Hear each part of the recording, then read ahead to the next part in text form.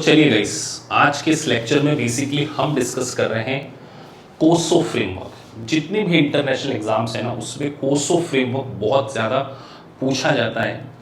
तो आज के इस लेक्चर में हम इसके पूरे फ्रेमवर्क को भी डिस्कस करेंगे और एक्चुअली में कोसो है क्या। तो अगर थोड़ा सा लेमन टर्म में बताऊं, बिल्कुल लेमन टर्म की लैंग्वेज में, कोसो एक इंटरनेशनली एक्सेप्टेड फ्रेमवर्क जिसका प्राइम पर्पस है कि इंटरनल कंट्रोल को बिजनेस प्रोसेस के साथ में इंटीग्रेट कर देना। सर क्या बोल रहे हैं आप? बिजनेस की प्रोसेस के साथ में इंटरनल कंट्रोल को इंटीग्रेट कर देना, मतलब बिजनेस में जब जो भी एक ऑर्गेनाइजेशन है वो अपने बिजनेस को परफॉर्म कर रही है, तो एक ऐसा इंटरनल कंट्रोल जो इस बात को अश्योर कर सके कि ऑपरेशंस जो है एथिकली हो रहे हैं, ट्रांसपेरेंट हो रहे हैं, accordance with the established industry standard. तो अगर मैं बिल्कुल लेमन टर्म में कहूं तो कोसो एक इंटरनल कंट्रोल का इंटरनेशनली एक्सेप्टेड फ्रेमवर्क है जिसका प्राइम पर्पस एक ऑर्गेनाइजेशन की बिजनेस प्रोसेस को इंटरनल कंट्रोल के साथ में लिंक कर देना। तो पहले हम अगर इसका फुल फॉर्म पढ़ें तो COSO is an economy of the committee of the sponsor organisation, मतलब वर्ल्ड की बड़ी बड़ी accounting bodies like American accounting association, financial executive internal, the institute of internal auditor, IMA, इन्होंने एक फ्रेमवर्क स्टैब्लिश किया जो कि इंटरनेशनली इंटरनल कंट्रोल के बारे में बात करता है। तो अगर मैं आपसे बोलूं कि ऑब्जेक्ट्स ऑफ कोसो क्या है, तो बोर्ड पे आपको तीन चीजें देखने को मिल रही हैं। सबसे पहले आपको देखने को मिल रहा है रिपोर्टिंग, ऑपरेशन और कंप्लायंसेस। मतलब जब कभी भी आप किसी कंपनी के फाइनेंशियल स्टेटमेंट बनाते हैं, तो जब एक ऑर्गेनाइजेशन अपनी फाइनेंशियल स्टेटमेंट बनाती है तो उसको हम बोलते हैं रिपोर्टिंग। तो फाइनेंशियल स्टेटमेंट को बनाते समय फाइनेंशियल स्टेटमेंट ट्रांसपेरेंट होना चाहिए। फ्रेमवर्क का कंप्लायंसेस कर रहे हो, मतलब कि एक जो कंपनी के फाइनेंशियल स्टेटमेंट वो बहुत ट्रांसपेरेंट है, टाइमलाइंस में बने हुए हैं, यूएस गैप और IFRS के अकॉर्डिंग बने हुए, एक फ्रेमवर्क के अकॉर्डिंग बने। मतलब किसी भी कंपनी के फाइनेंशियल स्टेटमेंट जो हैं वो फेयरली प्रेजेंटेड होने चाहिए, उसमें किसी प्रकार की कोई मिसमैनेजमेंट, मिस रिप्रेजेंटेशन नहीं होना चाहिए। ऐसा इंटरनल कंट्रोल जो किसके ऊपर फोकस कर रहा है? रिपोर्टिंग के ऊपर। दूसरा हम बात कर रहे हैं इंटरनल कंट्रोल फोकस कर रहा है ऑपरेशंस, मतलब यहां पर एक ऑर्गेनाइजेशन, ऑपरेशंस में दो तीन चीजें कि एक ऑर्गेनाइजेशन जब अपना ऑपरेशंस कर रही है तो उसको किसी प्रकार का लॉस नहीं हो रहा है, वो अपने बिजनेस ऑब्जेक्ट को अचीव कर पा रही है और अपनी एसेट्स का सेफगार्ड कर पा रही है। और लास्ट है कंप्लायंसेस। तो देखिए, एक ऑर्गेनाइजेशन जब भी किसी भी क्लाइमेट में, किसी भी कंट्री में ऑपरेट होती है तो उसको बहुत सारे लॉज एंड रेगुलेशंस का कंप्लायंस करना होता है। जैसे अगर बात करें लेबर लॉ है, इंडिया में हम देखिए प्रोविडेंट फंड है, इन्वायरमेंटल लॉ हो सकते हैं।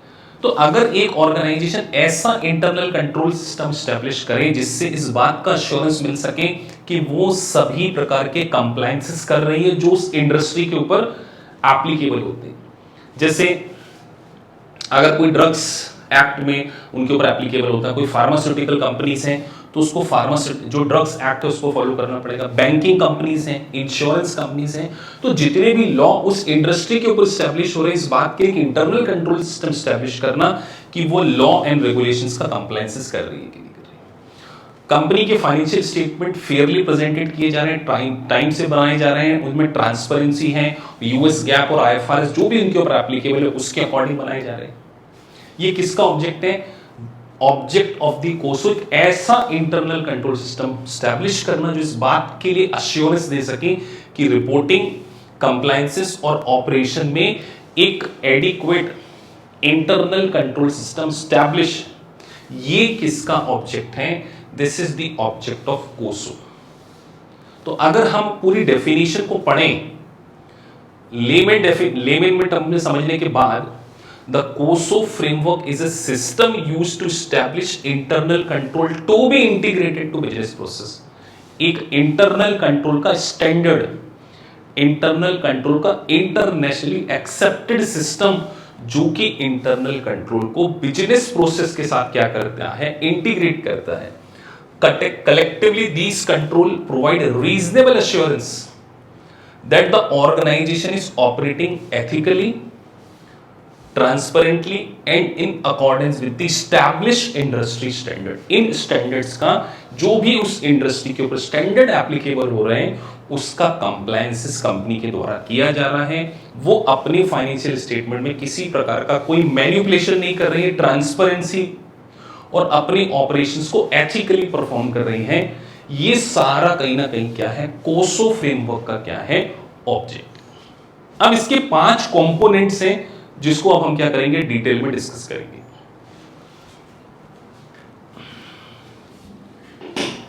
इस सेगमेंट में हम डिस्कस कर रहे हैं 5 कंपोनेंट्स ऑफ कोसो फ्रेमवर्क। तो आपके सामने बोर्ड पे लिखे हुए हैं, पांचों फ्रेमवर्क को हमें समझना है। सबसे पहला फ्रेमवर्क है कंट्रोल इन्वायरमेंट।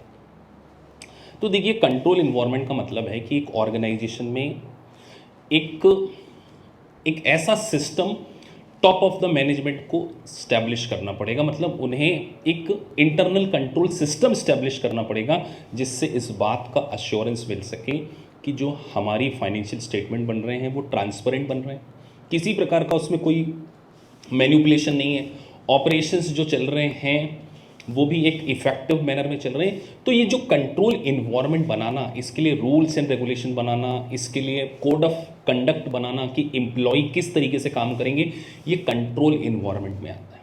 आप सोचिए, किसी ऑर्गेनाइजेशन का अगर टॉप मैनेजमेंट ही सपोर्ट ना करे, बोर्ड ऑफ डायरेक्टर कंपनीज वो ही जानबूझकर अगर फ्रॉडलेंट एक्टिविटीज़ करना शुरू करते हैं, ऑपरेशंस में एथिकल, मतलब अपनी ऑर्गेनाइजेशन की डे टू डे डीलिंग में एथिकल बिहेवियर ना करें, तो इसीलिए बोला गया कि कंट्रोल इन्वायरमेंट में जो है टॉप ऑफ द मैनेजमेंट का रोल है।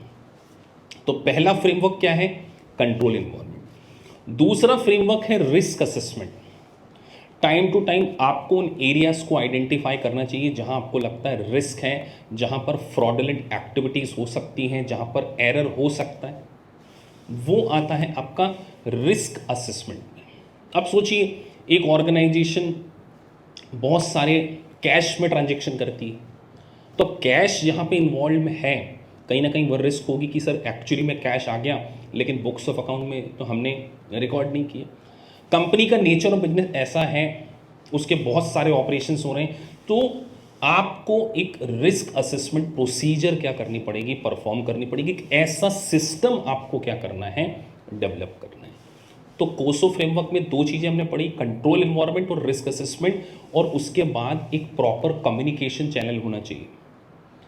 2 वे कम्युनिकेशन का सिस्टम होना चाहिए कि सभी ऑर्गेनाइजेशन के सभी डिपार्टमेंट, सभी एम्प्लॉयज़ क्वालिटी कंट्रोल, स्टैंडर्ड्स, एक इंटरनल कंट्रोल, जो कंपनी की इंटरनल कंट्रोल की पॉलिसीज़ हैं उससे प्रॉपरली अपडेटेड हैं, और किसी प्रकार की अगर उनको कोई डिस्क्रिपेंसीज नोटिस होती है तो वो टॉप मैनेजमेंट को क्या करते हैं, इन्फॉर्म करते हैं। तो तीसरा फ्रेमवर्क बात करता है इंफॉर्मेशन एंड कम्युनिकेशन होना चाहिए, और उसके बाद मॉनिटरिंग।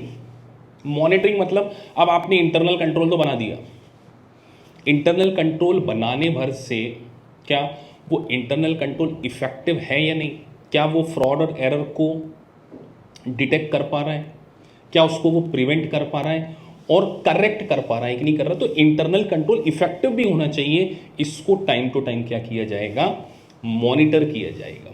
तो पहला control environment, risk assessment, information and communication, monitoring activities, और लास्ट है कंट्रोल एक्टिविटीज। कंट्रोल एक्टिविटीज में अगर हम बात करें तो वो इस बात के ऊपर फोकस करता है कि आपके पास ऐसा सिस्टम तो है ना जिससे कि एरर को हम रोक सकते हैं, फ्रॉड को प्रिवेंट कर सकते हैं। टेक एग्जांपल लेते हैं, अब सोचिए एक ऑर्गेनाइजेशन में अगर हम सेपरेशन ऑफ ड्यूटीज़ कर दें, सेग्रीगेशन ऑफ ड्यूटीज़ कर दें। सेग्रीगेशन ऑफ ड्यूटीज़ मतलब एक ही पर्सन अगर सोचिए कैश बुक में रिकॉर्डिंग भी कर रहा है, एक ही पर्सन के पास एसेट्स का पोजीशन भी है, लेजर में भी वही कर रहा है और अथोराइजेशन भी वही कर रहा है, तो आप मुझे बताइए वहाँ पे फ्रॉड के चांसेस हैं कि नहीं। अगर सोचिए मैं ही कैश बुक में एंट्री करूँ और मैं ही कैश रिसीव करूँ और मैं ही उसको लेजर में पोस्टिंग करूँ, तो इट मे बी पॉसिबल कि कैश आपने स्टील कर लिया और बुक्स में एंट्री नहीं करी, लेकिन रिसीव करने वाला पर्सन अलग है, रिकॉर्डिंग करने वाला पर्सन अलग है, और अगर कोई पेमेंट करना है तो उसको अथोराइजेशन देने वाला कोई अलग पर्सन है। तो आप एक ऑर्गेनाइजेशन में ऐसी एक्टिविटीज रखते हैं, ऐसी एक्टिविटीज को परफॉर्म करते हैं जिससे कि फ्रॉड एरर ना हो सके और इंटरनल कंट्रोल इस्टेब्लिश हो सके, वो हम बात कर रहे हैं कंट्रोल एक्टिविटीज़। तो अगर नट शेल में देखें तो इसका एक निमोनिक्स बना सकते हैं, कंट्रोल क्राइम बोलते हैं कई लोग इसको, CRIME, एग्जिस्टिंग कंट्रोल एक्टिविटीज़। तो C से कंट्रोल इन्वायरमेंट, रिस्क, R से रिस्क असेसमेंट, I से information communication monitoring and control activity. These are the 5 framework of COSO. COSO एक internationally accepted internal control system है जिसका प्राइम पर्पस ट्रांजैक्शंस में transparency हो, operations में transparency हो, compliances सही तरीके से हो रहा है, ये सारी चीज़ों को हमने क्या किया है, डिस्कस किया है। सो चलिए अगले सेगमेंट